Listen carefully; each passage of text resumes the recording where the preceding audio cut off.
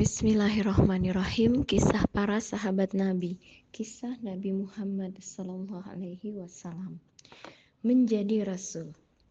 Suatu ketika, dengan sangat berhati-hati, orang Quraisy memutuskan untuk membongkar dan memperbaiki lagi bangunan Ka'bah yang terkena banjir. Namun, tatkala mereka ingin meletakkan Hajar Aswad kembali ke tempat semula, terjadi pertengkaran. Masing-masing suku menganggap dirinya lah yang paling berhak melakukannya. Namun Muhammad datang. Ia letakkan Hajar Aswad di atas sorbannya yang dibentangkan dan ia minta setiap ketua suku memegang ujung sorban serta mengangkat batu hitam itu bersama-sama. Orang sebijaksana inilah yang akan menerima tugas kerasulan. Para penentang berhala. Agama penyembah berhala disebut paganisme. Agama ini dianut sangat kuat di Mekah saat itu.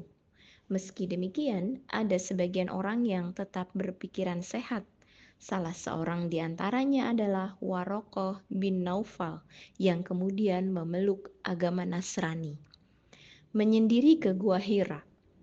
Sudah menjadi kebiasaan para pemikir bangsa Arab waktu itu untuk menyendiri bila mereka sedang serius memikirkan sesuatu.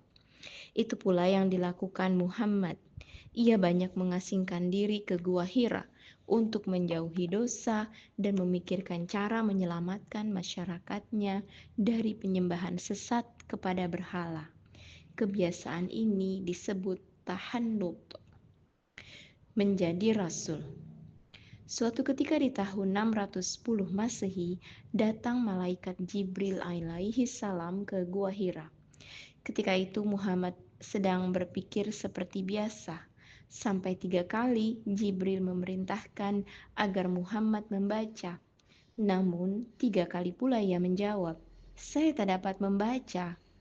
Maka Jibril alaihi salam membacakan ayat-ayat Quran yang pertama diturunkan. Bacalah dengan nama Tuhanmu yang menciptakan manusia dari segumpal darah. Bacalah, dan Tuhanmu Maha Pemurah, yang mengajarkan dengan pena, mengajarkan kepada manusia apa yang belum diketahuinya. Quran Surah Al-Alaq ayat 1-5. Bunda Khadijah yang tulus. Mulanya Muhammad SAW yang kini telah menjadi Rasul sangat bimbang dan takut. Namun di saat-saat kritis ini Bunda Khadijah tampil penuh kasih sayang tulus. Ia menghibur dan mendukung suaminya. Ia tahu suaminya akan memulai tugas yang sangat berat. Ia bahkan berkata penuh semangat, "Wahai putra pamanku, bergembiralah dan tabahkanlah hatimu. Demi Dia yang memegang hidup Khadijah, Allah tak akan menyia-nyiakanmu, sebab engkaulah penyambung silaturahmi dan mau memikul beban orang lain." Komiknya, Bunda Khadijah berkata kepada Rasul, "Tidurlah yang nyenyak suamiku. Aku harus bertanya pada Warokoh bin Naufal, sepupuku." Kemudian Bunda mengetok pintu rumah Naufal dan Naufal berkata, "Masuklah sepupuku yang terhormat." "Warokoh," kata Bunda Khadijah, "ku ingat engkau ahli dalam kitab Injil.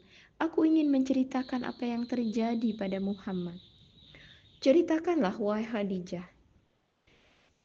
"Suamiku kedatangan malaikat yang menurunkan wahyu. Maha suci Dia, Maha suci. Khadijah, Dia adalah nabi umat ini. Katakan padanya supaya tetap tabah." Kemudian Bunda Khadijah pulang. Berarti setelah ini suamiku akan mulai menghadapi kaumnya sendiri. Aku akan mendukungnya sepenuh hati sampai nyawaku pun akan kupertaruhkan untuknya. Berikutnya, mulai berdakwah.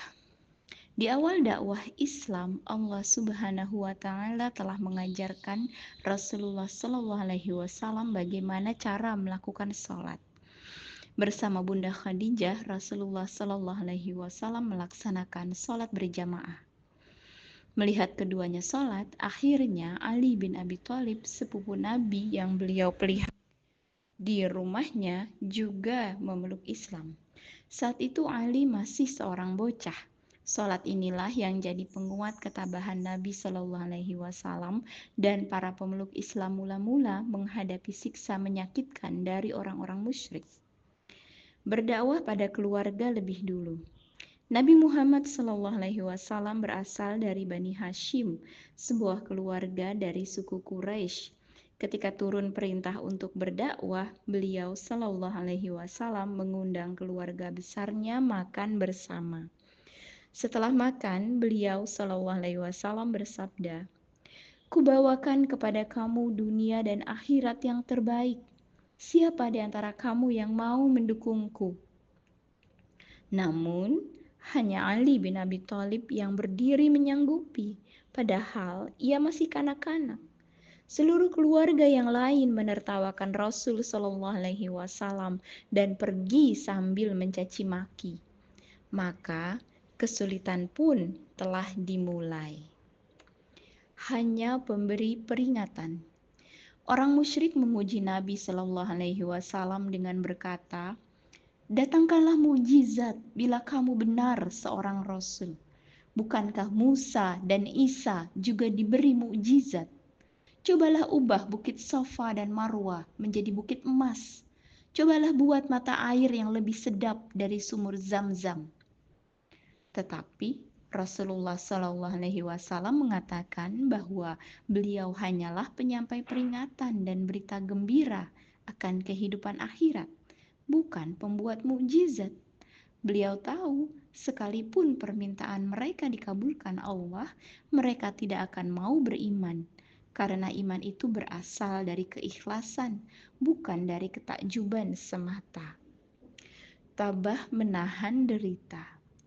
Rasulullah Shallallahu Alaihi Wasallam terang-terangan mengatakan bahwa berhala-berhala adalah tuhan-tuhan palsu dan lambang kebodohan.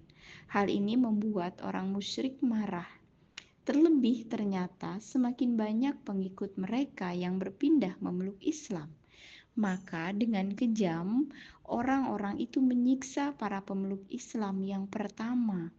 Ada yang menindih mereka dengan batu, membakar kulit, membenamkan kepala ke dalam air, melecutkan cambuk, membuat buta, bahkan sampai membunuh. Namun Rasulullah Shallallahu Alaihi Wasallam dan para pengikutnya tetap tabah sampai akhir.